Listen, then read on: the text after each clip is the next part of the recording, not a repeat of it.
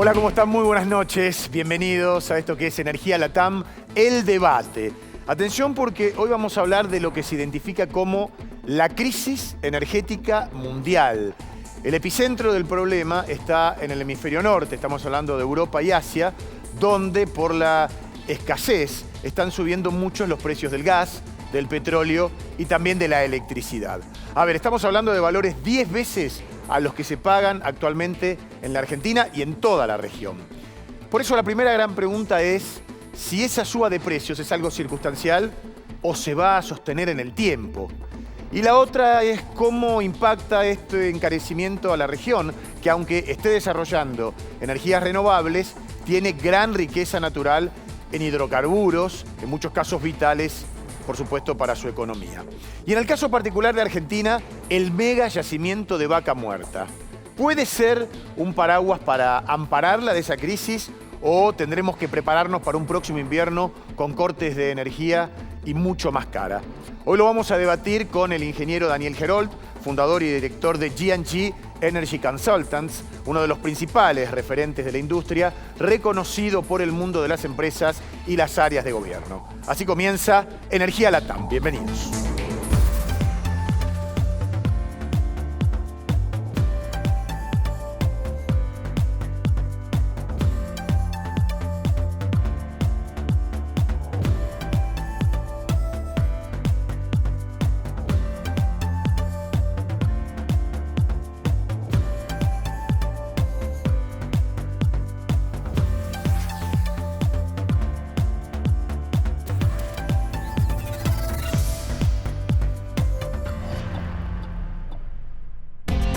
Le damos las buenas noches a nuestros especialistas. Gledys Candelaresi, bienvenida. Muchas bueno, gracias. Gusto verte. ¿Cómo le va, ingeniero José Luis Ureda? ¿Qué tal, Guillermo?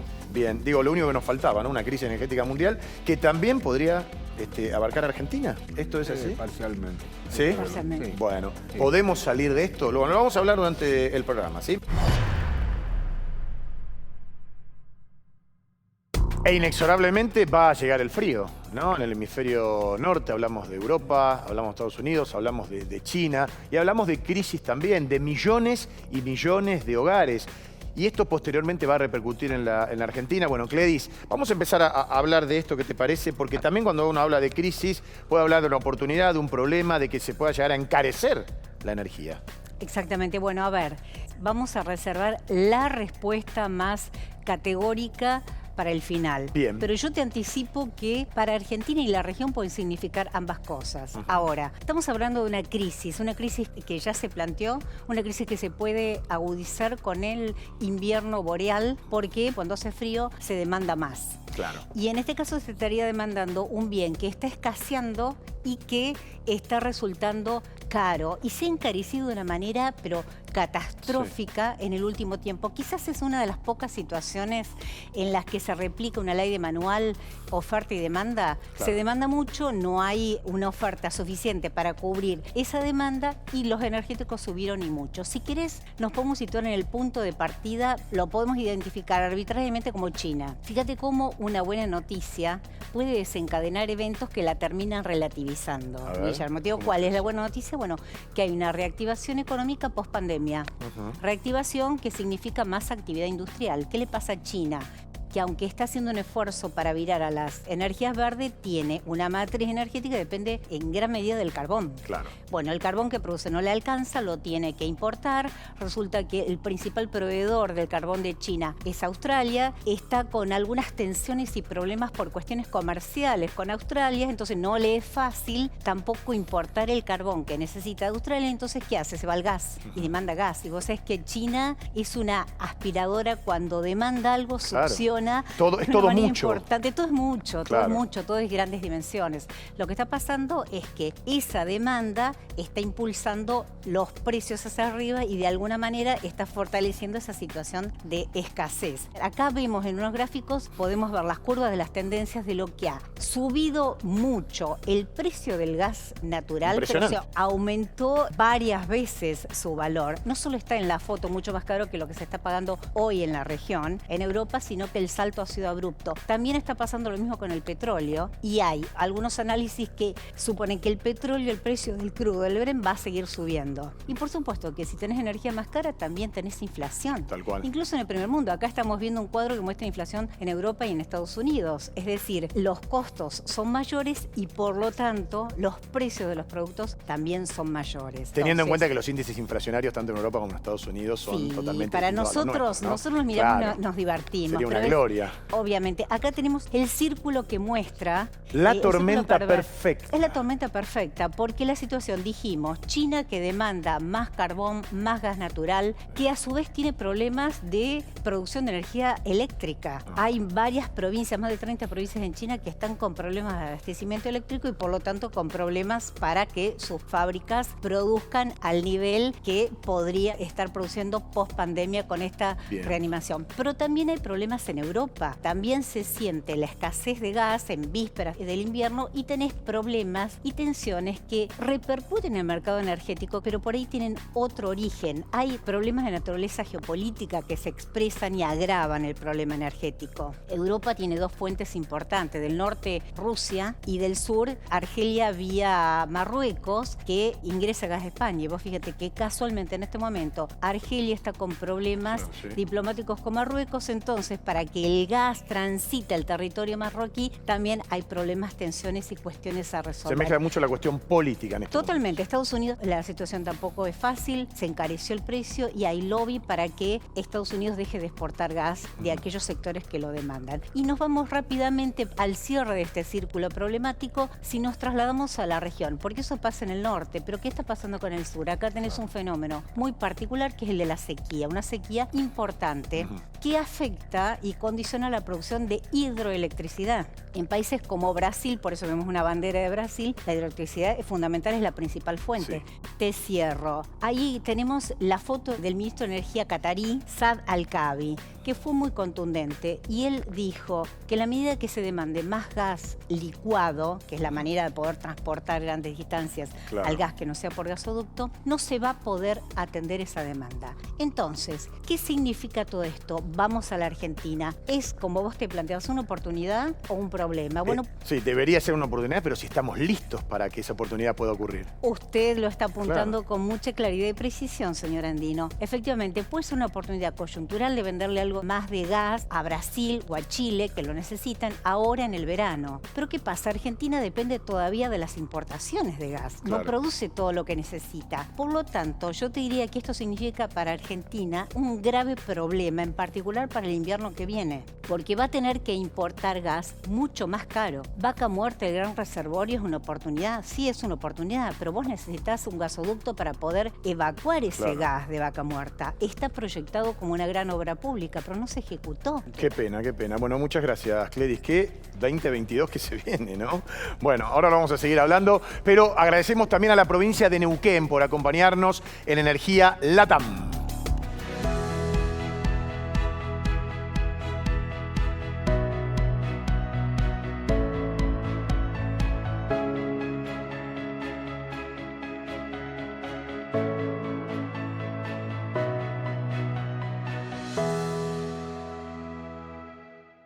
Momento ahora de darle la bienvenida al ingeniero industrial Daniel Gerol. Gracias, Daniel, por estar aquí. Gracias, Guillermo. Hago tu presentación. Posgrado en Economía del Petróleo y el Gas Natural. Ocupó cargos ejecutivos en YPF, Petrolera San Jorge y Chevron como gerente comercial y de negocios. Lleva 33 años de trabajo profesional en petróleo, gas y electricidad en América Latina. Creó y lidera G&G Energy Consultants con clientes locales e internacionales. Bien, dicho todo esto, nos preguntábamos a partir del panorama que dio Cledis, que yo me agarraba la cabeza, digo, en Sudamérica, toda esta crisis, ¿cuándo la vamos a empezar? ¿Estamos cerca de empezar a sentirla? Vamos a ver el efecto en algunos países en el invierno próximo, como mencionó Cledis, porque algunos países como el nuestro somos importadores en el invierno. O sea, hay una cuestión estacional, como ahora estamos viendo el hemisferio norte, vamos a tener que importar más que el año que viene probablemente, con precios que van a ser sustancialmente mayores a los de este invierno. A ver, teniendo toda la riqueza abajo del suelo para ser productores, exportadores, estamos importando, ¿por qué? Bueno, porque para poder materializar esa riqueza necesitas inversiones, obras, infraestructura. y tiempo, Claro. y planeamiento y condiciones para que eso suceda. No puede suceder de este invierno que está terminando para el invierno que viene. No va a aparecer un gasoducto de la nada. Eso puede tardar un año de preparación, de estudios, de licitación, 2 años de construcción. No lo hizo el Estado y no lo hicieron los privados. Entonces decís, ¿y por qué no lo hicieron los privados? Que son los que tienen que invertir. Bueno, porque no hay condiciones. ¿Y por qué no lo hizo el Estado? Porque no tiene plata. Y entonces, ¿qué es lo que va a pasar? Y nos vamos a golpear contra una pared, porque todo lo que podemos producir, de gas en este caso, está limitado por la capacidad de transporte, especialmente de la cuenca neuquina hacia Buenos Aires. Desde el norte y desde el sur del país, donde también hay producción de gas, Claro. hay capacidad de transporte, lo que no hay es posibilidad de producir más gas, por lo menos en lo inmediato. Habrá un potencial de mucho más largo plazo. En la cuenca neuquina hay un potencial que le eliminaría a la Argentina sus problemas, pero necesita este proceso de inversión, Sí, de sí. condiciones. Del que venimos hablando, ingeniero, hace varios programas, ¿no? Realmente es frustrante, ¿no? Lo que Esa es la estamos palabra. viviendo nosotros como Argentina, porque podríamos estar en una posición donde ser abastecedores confiables de Europa y de China. Sin duda. Inclusive limpio geopolíticamente, si querés, que porque no estamos en la batalla si somos ningún lío. Rusia o Estados Sería, Unidos. No tenemos claro. nada de esos vendedores puros deberíamos ser. Yo esto lo quiero atar un poquitito al tema del famoso proyecto de ley de inversiones de hidrocarburos. A mí me da la impresión de que esta crisis, lejos de generar entusiasmo para tener un marco regulatorio mejor, me parece que nos está asustando y nos tiende a cerrar el país. Sí, hoy a la mañana me invitaron a participar en un seminario donde había unos expositores bárbaros y a mí me tocó hablar justamente de petróleo, gas, la ley de incentivos o el proyecto de ley. Y yo lo que mencionaba es decir, bueno, algún día va a haber un gobierno que se convenza que liberando y las fuerzas del mercado va a recaudar muchísimo más dinero que el que recauda hoy, muchísimo más dólares, porque al tener una riqueza tan importante, al tener empresas de servicios, empresas productoras, personal de dirección, personal técnico, gremios, operarios que saben cómo hacerlo producir, con estos precios, es una oportunidad extraordinaria. No es un castigo para la Argentina, es una oportunidad extraordinaria. Podríamos estar exportando y generando una riqueza que me cuesta saber o entender o conocer en qué otros sectores de la economía se puede hacer. En 2 años, 3 años, vos podés estar exportando a los precios que hay hoy, 4.500 millones de dólares más por año.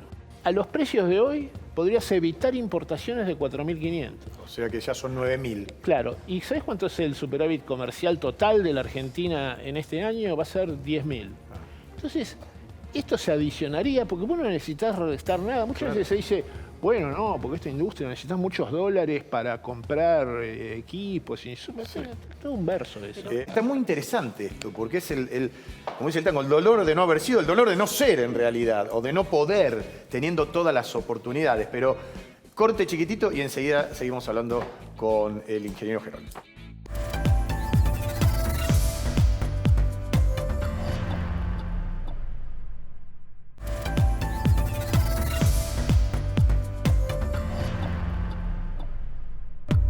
Esto es Energía Latam, el debate. Seguimos hablando de la crisis energética mundial que se viene, que ya se avisora. Acordate, nos interesa tu opinión. Nuestro WhatsApp 11 31 22 4168. Cledis, ibas a preguntarle algo al ingeniero Gerónimo. Sí. Una cuestión es qué pasa con el mercado interno. Estamos hablando, a estos precios se podría exportar, etcétera, etcétera, cantidades que resultan muy atractivas. Pero ¿qué pasa con los precios del mercado interno? ¿Cómo se compatibiliza esa necesidad o la ventaja de exportar con la necesidad de abastecer un mercado interno que está muy deprimido con un 40% de pobres?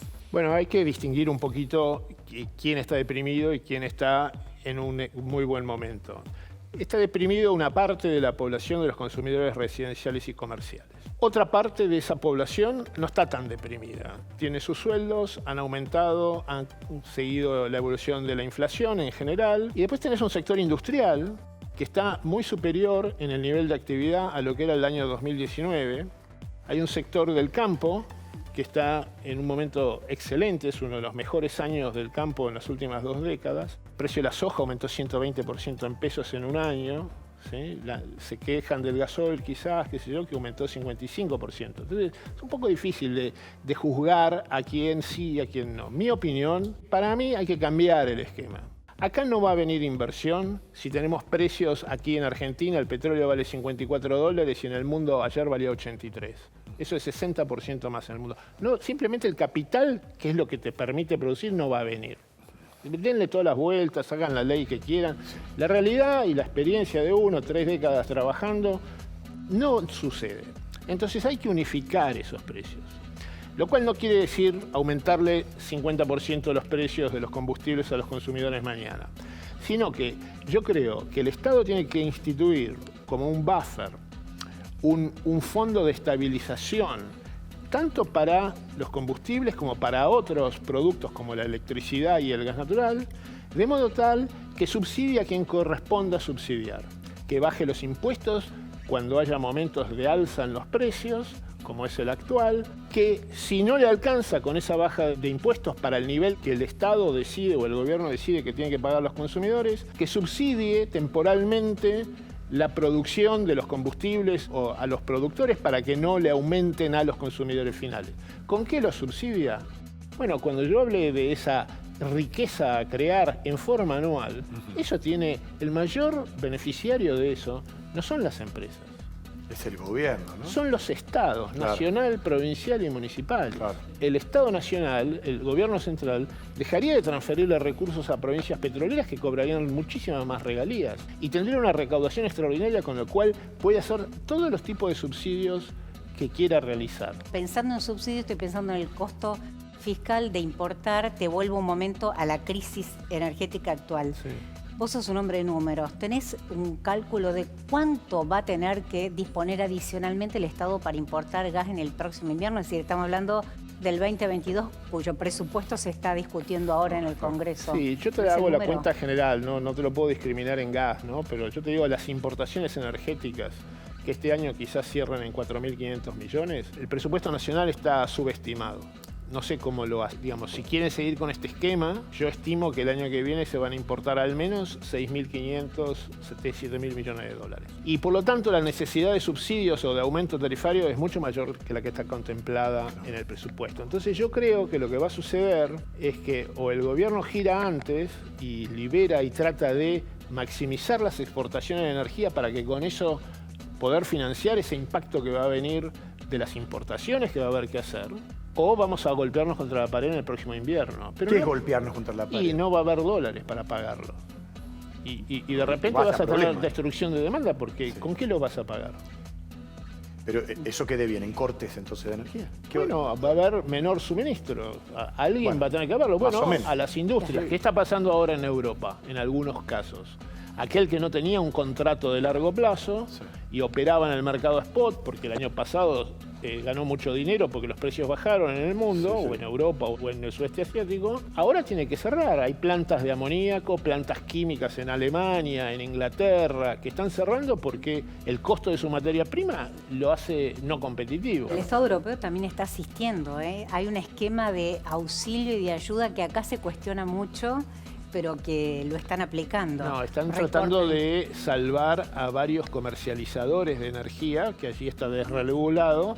Entonces, tienen que abastecer, porque tienen la obligación de abastecer a los consumidores, principalmente residenciales y comerciales y pequeñas industrias, y afrontan en alguna proporción un costo extraordinario, como son los costos ahora que se están verificando de gas natural, que además, y del carbón, que impulsan los de la electricidad. Entonces ahí están tratando de establecer algo, pues ya quebraron en Inglaterra, quebraron como 6 comercializadores. A nosotros nos debería hacer repensar, a la luz de las características y las posibilidades que hay en la Argentina, cómo nosotros nos vamos a enfrentar con esto. Porque para mí estos altos precios, hoy a la mañana vimos que el LNG valía $56 el millón de BTU, después cerró nada más que en 40, pero el futuro, el precio futuro para abril del 2022, es decir, al inicio de nuestro invierno, fue $18,7 el millón de BTU, cuando en promedio nosotros pagamos 8 este año. Y el año pasado pagamos 3,5. Quiere decir que dentro de unos meses esta situación coyuntural de precios altos cambia. ¿Vuelven a bajar? Bueno, ¿Respiramos aliviados? Y bueno, si te alivia decir que va a ser $18,70, es bueno, extraordinario. En relación a 40 y pico, bueno, a eso podría ser un ¿no? drama, pero es un impacto brutal, en mi modo de ver, no para el sector, no para los consumidores, para la República Argentina. Ahora te pregunto, ¿no? ¿Qué se hace? Y le pregunto al ingeniero también, que tiene años de experiencia. ¿Qué se hace cuando vemos los bolsillos y no tenemos los dólares para pagar lo que necesitamos para darle a la gente para que no tenga frío? Pues esto también tiene que ver con el humor social, ¿no? Está bien, el año que viene no es un año de elecciones, por suerte para el gobierno, cuyo horizonte electoral, digamos, no es el que tiene la mejor perspectiva. Vamos a ver, falta. Pero digo, más allá de eso, vamos a la gente, ¿no? Porque hay mucha gente que no le vas a decir, mire, ¿sabe qué? Le cortamos 5 grados hace.